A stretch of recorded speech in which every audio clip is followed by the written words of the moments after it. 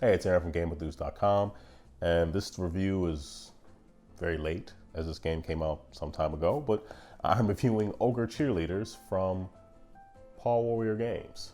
There's a logo for Paw-Warrior. You can see it there if it zooms in. Work with me now. There we go. Paw-Warrior Games. So, and there's an Ogre Cheerleader. I mean, how apropos. So, yes, this is Ogre Cheerleaders, which is, the tagline is, cheering as good as they smell. And it's for players who are 8 and up. And it says 2-ish players.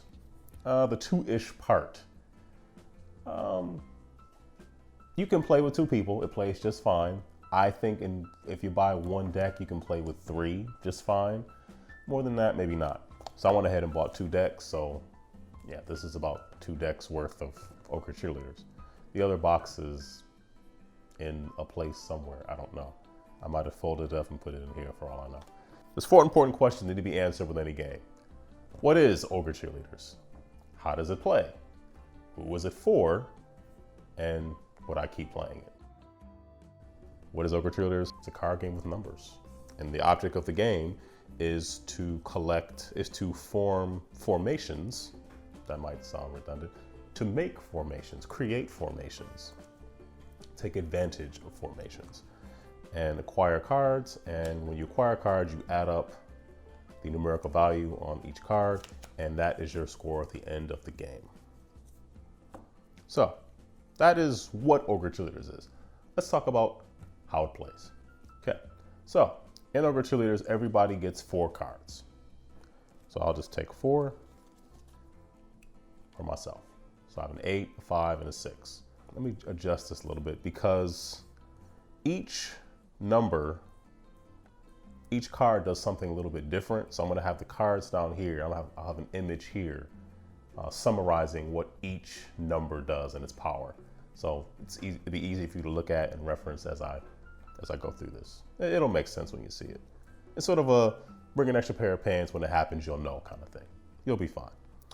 So I have my 4 cards. There's a bench. Right after everybody gets a card, you place a card on the bench. If you're looking up there, there is a card, point correctly.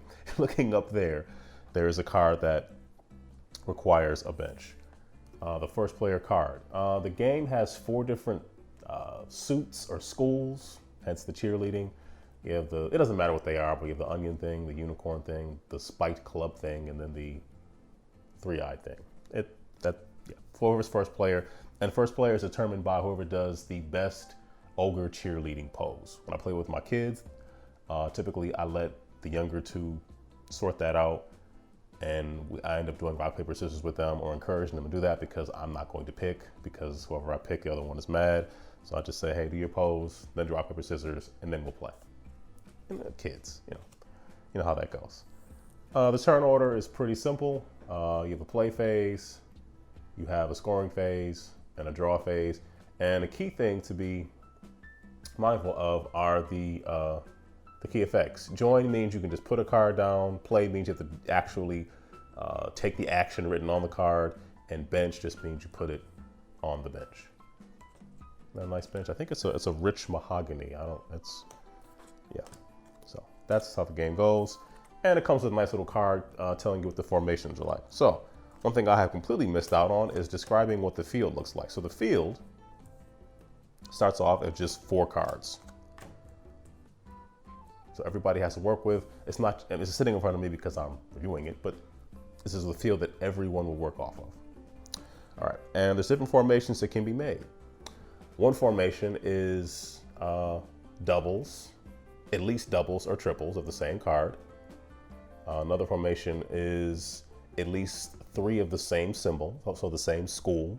Another one is, the other 2 are just runs, be they, up or down, 7, 8, 9, 3, 2, 1, 1, 2, 3, whatever. So there's at least doubles on up, at least 3 of the same symbol, and then numerical sequences, ascending or descending. And those are the formations that can be made to win the game. So the game starts off, so we have an 8, a 9, and a 4. So turn goes, you take a card from your hand and you place it typically on either side. So what would I do if I was here? I'd probably play an 8. And if you can see what an 8 does, an 8 means you draw the 2 top cards from the deck. I'll put the deck over here. Choose one to join, and choose one to join the field on either end. I put the other one in your hand. So that was my turn. I will take 2 cards. I got a 1 and a 3. And what would be the best thing to do here? Okay, also it says join. Join means I can just put it down. I don't have to actually take the action written on the card.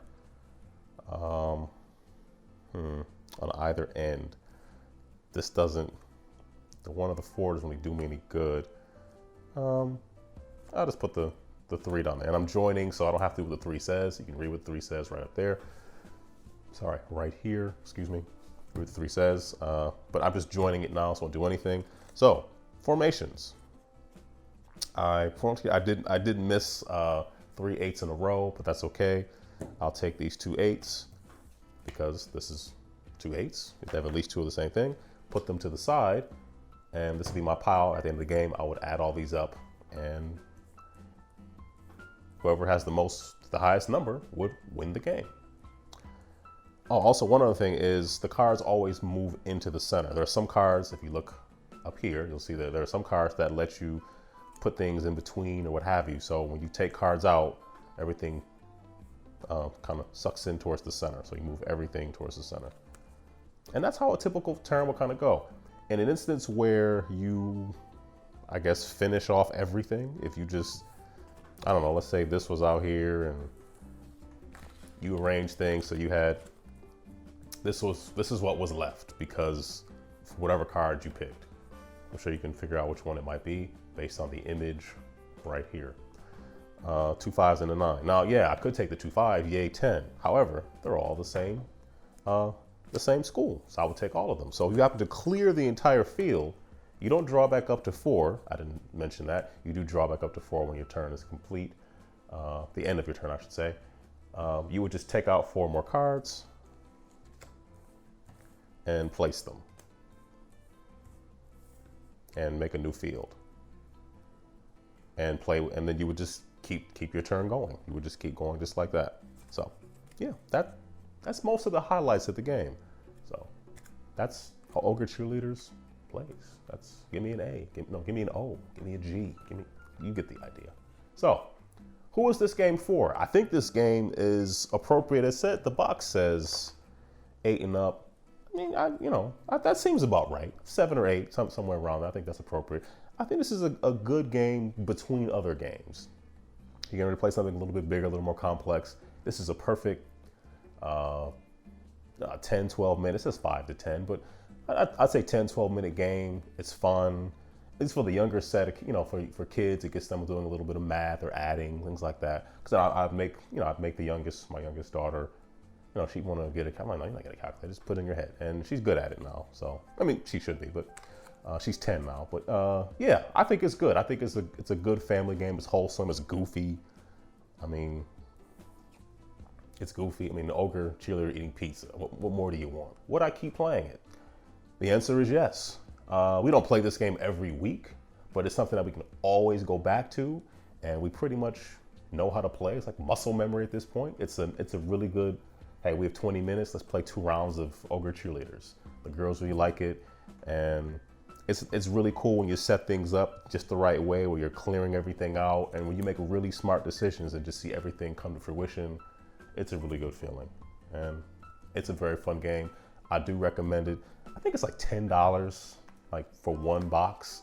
I would suggest grabbing 2, but that's just me. If you think you're gonna play with more than you and one other person, I think I've gone up to 5 and it was fine. It still lasted about 10 minutes.